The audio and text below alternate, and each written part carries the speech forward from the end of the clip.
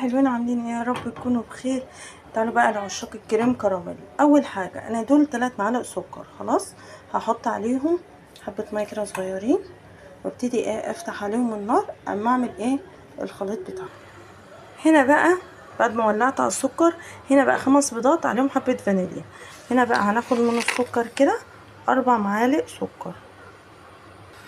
شوفوا بقى انا بعد ما خلطتها كويس جدا جدا جدا السكر لغايه لما يدوب خالص هننزل كده ايه ب3 كوبايات لبن. هروح بقى اخلطهم كويس قوي وارجع لكم تاني. هنا بقى هنبتدي نجيب صينيه كده فيها شويه ميه والكراميل اهو خلص معانا نروح حاطينها كده. دي على فكره الكريم كراميل انا بحب اعملها في الحله دي بتاعت ماما الله يرحمها، ولكن انا عندي التيفال ما بعرفش اعمل فيها بتطلع مش حلوه. فديت اهيت هستنى شويه لغايه لما تنشف واكب عليها ايه الخليط اللي في الشبشب.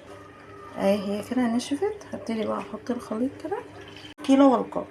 هروح بقى مغطينه في حله كده اهي الله يرحمها يعني بس، ونولع عليه ونسيبها لغايه لما الميه تنشف خالص وبعد كده اوريها لكم. والان مع المفاجأة الكبرى.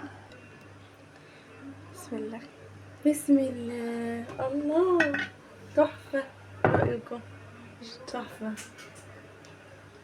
مش جربوها بقى بالطريقه دي يا جماعه هتعجبكم. حلوه قوي. يلا اشوفكم على خير. باي باي.